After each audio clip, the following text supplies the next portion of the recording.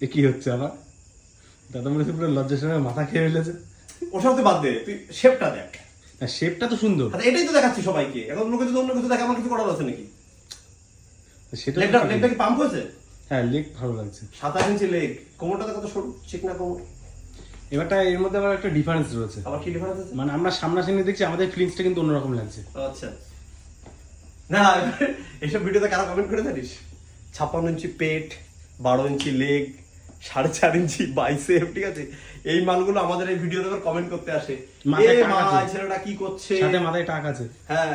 এটা বলে রাখি, ওদের বউগুলো ফেক অ্যাকাউন্ট করে আমাদের ছবিতে কমেন্ট করে, দাদা ভাই খুব সুন্দর লাগছে, এটাও আমি জানি, প্রমাণ আছে আমার কাছে।